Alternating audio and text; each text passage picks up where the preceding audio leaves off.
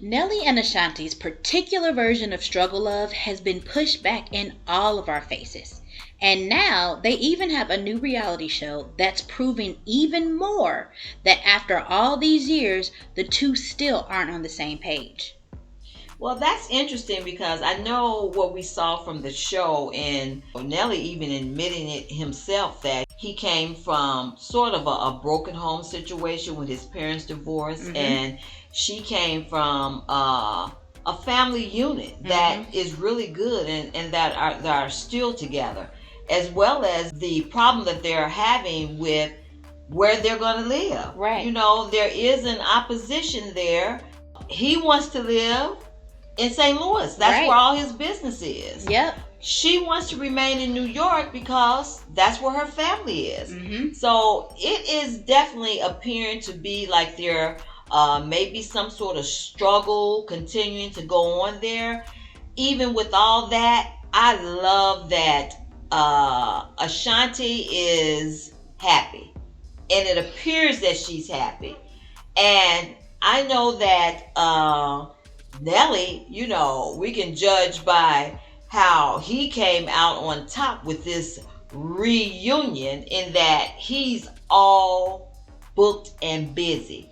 You know, because that's one of the things that we're talking about, that, you know, he was going to be all over the place, traveling, you know. I think she even said something like you're going to be out, you're going to be 200,000 million tour dates. Yeah, 200,000 million tour dates. So that's interesting because, you know, I think this was a result of them getting back together. I think this was a result of all the many fans who were just rooting for them all these many years, you know, because we know of the breakup many years ago, and, you know, it was out there that, oh, Nelly broke her heart. He broke her heart. And y'all, he wants to set that straight too. It was an interview that he did. He and she were on Breakfast Club.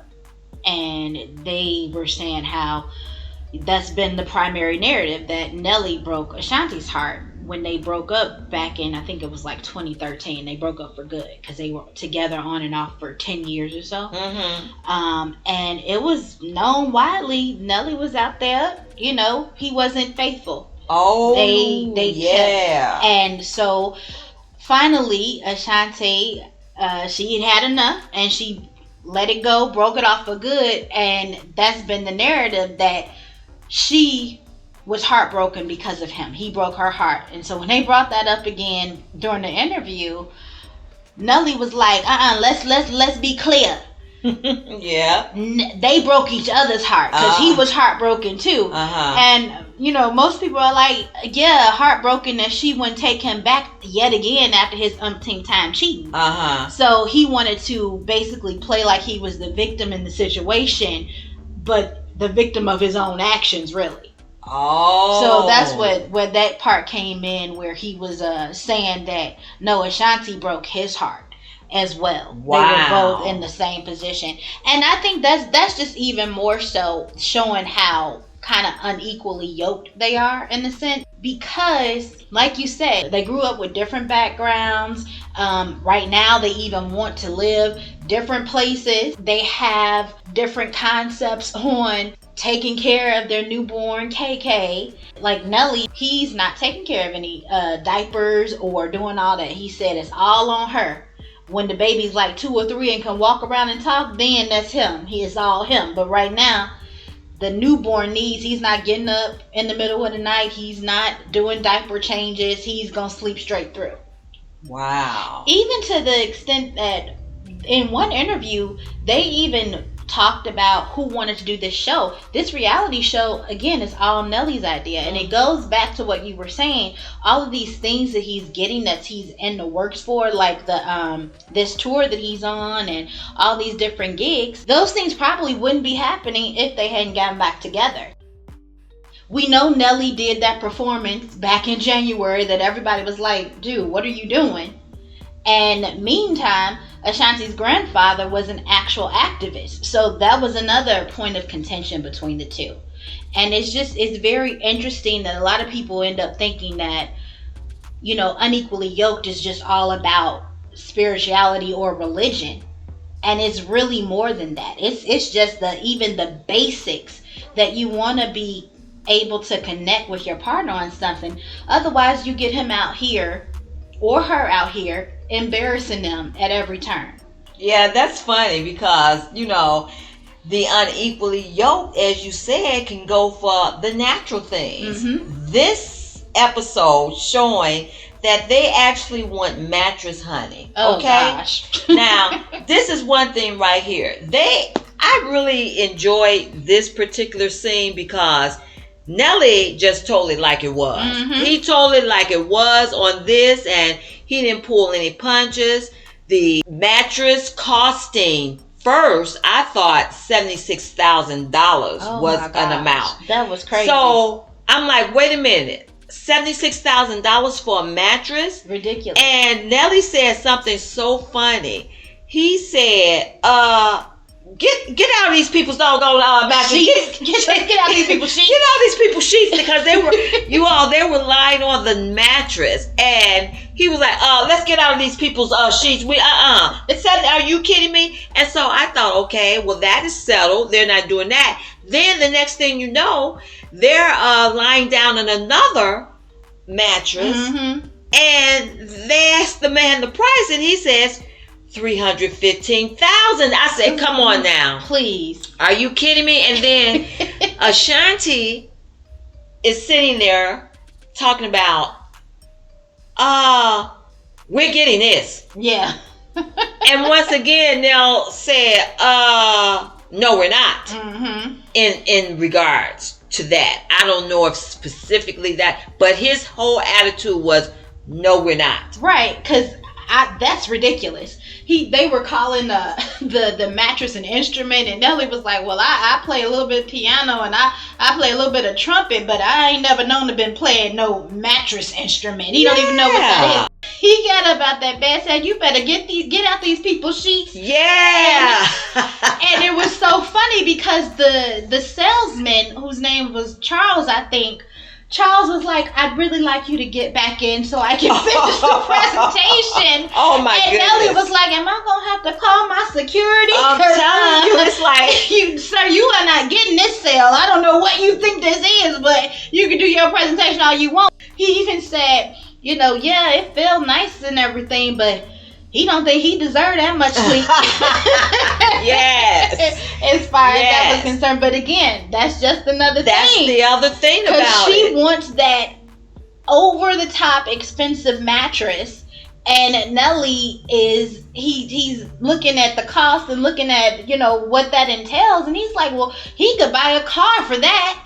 And it's funny because also during that Breakfast Club interview, he kind of broke it down. He said that, he comes from a background of not having. Right. Meanwhile, Ashanti comes from a background of not wanting. Oh. Which means that she didn't want for anything. Exactly. She has had everything she needed and desired. Meanwhile, Nelly sometimes didn't even have food on the table. He didn't have a place to sleep at night. He didn't have a bed or anything like that as he was growing up. And he just likes to feel appreciated. He don't mind giving her the world or giving her whatever she desires, but he likes to know that it's appreciated, that what he's doing is appreciated. And she does. He says she does. She is very appreciative of all the things that he ends up doing for her, but that's just another thing. Their perspectives, their way of looking at things are very different. So he's not the type that's ever going to end up feeling like a $300,000 mattress is worth spending their money on. Right. And I do think because there was such romanticism placed on them getting back together, that really added to a lot of the good feelings that came from Nelly being happy with this. And of course, Ashanti, we wanted this for her because the romantics the romantics wanted this for her. I'll put it that way. Yeah, I mean, I wanted her to be happy. Exactly. And to actually, I wanted her to be happy the because I know family she wanted the family thing with him, because on that episode, she referred to Nelly possibly proposing many years ago. And I'm like, what? Really? And that was so interesting because while she was saying that, Nelly then later on said, yeah, he knew he wasn't ready for anything. Like, I'm like, huh? Because I'm like, what? He was? She said he was gonna propose, but the timing was never right. That's what Ashanti said. Yeah, he was gonna propose when they were together, you know, over 10 years ago. But the timing was never right. And Nelly, meanwhile, was sitting there, I wasn't ready for that. Exactly. That's what he came in to say. So, saying that to say, I knew Ashanti wanted this. And me being a supporter of Ashanti, I wanted this for her. I wanted her happiness. But clearly there are some differences. But as Nelly is on here professing his love for her and how he would do this for her and how he would what? He would stand in front of a train for her. That's what needs to be said, because there's been a lot of things that he has said and Ashanti has said, now that's the right thing to say. So yeah, but see, that's the difference. That's the difference between putting on for the cameras. Because yeah, he can say all that when they're on their reality show. The cameras are rolling, and you know he knows that the name of the show is "We Belong Together." So he's making good for the reality show. Yeah. Meanwhile, he's going on interviews talking about he only married her so she wouldn't be a baby mama. I remember that. Or you know, he just did another interview where they said how did they were going over how they first met, and it was in 2003 at the Grammys, and he went up to Ashanti and asked for her autograph. And he was Nelly at the time. He was in the recording industry. Everyone knew him too. So he went and asked for her autograph. And they said, well, what did that work? What was have you been doing that? Is that a practice move? And he said, well, it didn't work at the Source Awards, so he thought he'd try this particular one at the Grammys. Right. And the whole Source Awards thing, Ashanti wasn't even there. The Source Awards he was referring to was when he tried to kind of hit on Beyonce when they were presenting together at the Source Awards. Right. So during an interview where they're supposed to be celebrating their love and the first time they met and the first time he laid eyes on her in person, he brings up another woman that he was attracted to or interested in. And it's like, you know, that and the whole thing with the baby, all those things, when they're not equally yoked, and that's naturally, not just spiritually, not just in those terms, but naturally too, they end up doing these things that kind of bring a little bit of embarrassment or humiliation on their partner. And that's all I'm saying. It's like every time you turn around, he can put on for the camera all he wants on this show, but then when it comes to real life stuff, when it's actual interviews where it's in the moment, all he does is come out off the top, off the dome, and almost like he's trying to humiliate her. Right. And that's just it's very telling. It's very telling, because even when he was telling them about how he came from a place of not having and she came from a place of not wanting, it almost was making it seem like initially he was saying she doesn't know how to appreciate stuff. He went back and was like, oh no, but she's very appreciative, but it was like he was calling her like a spoiled brat almost in a sense during that time. And it's like he almost seems to go out of his way sometimes just to make it seem like he's the one that's the catch or the prize in this relationship.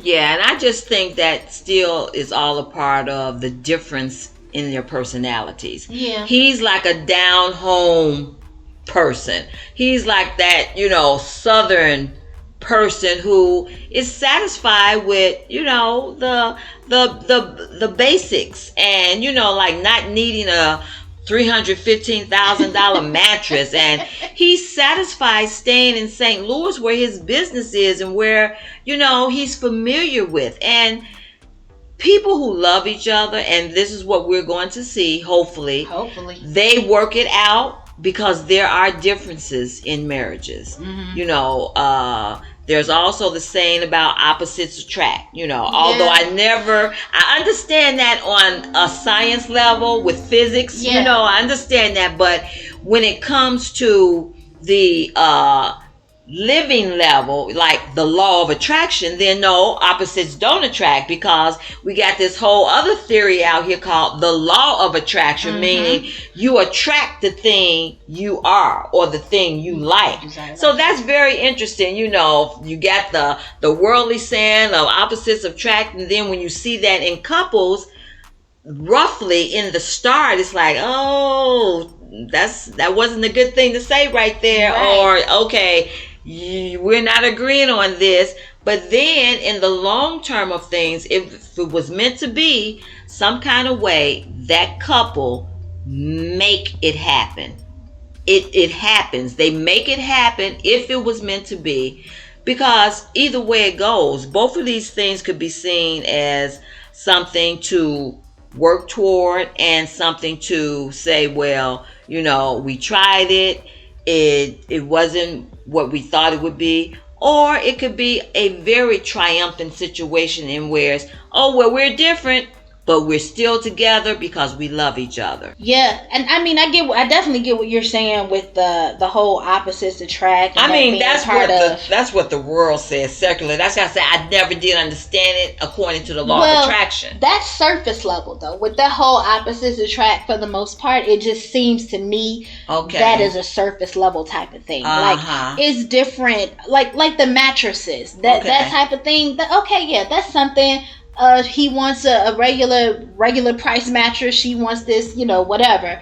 But the unequally yoked it's a deeper. It's on a deeper level. It's like they can't see eye to eye on things, because within them they're not connected. They're not on the same page. Direction wise. So I mean, hopefully these are some things that they could work out. But that's the whole thing. That's why it's deeper when it's an unequally yoked thing. It reveals itself in these little humiliating moments. Oh yeah, that's a good point. The opposites attract is like, okay, well that's surface level. That's just make for a little interesting back and forth sometimes or whatnot. But when it's unequally yoked, it's so deep that it has no choice but to come out another thing. Oh, I see. Because as you refer to all the various things that Nelly has said, and even Ashanti's fans were really upset with him. Yeah. Even I was, when he said some things, concerning he just didn't want her to be a baby mama. I'm like, oh, yeah, that's not the thing to say, Nelly. So I see what you mean. It's like if there's a deep core difference, they're going to come out eventually. It's going to come out, and then they're either going to choose to go deep and work on it, or get so tired of it until they don't. So this is why this is going to be very interesting. It will be interesting to see how these issues resolve themselves. Very interesting. That's it. That's all. All right, let us know what you guys think in the comments. Remember to like and subscribe for more. Thanks for watching.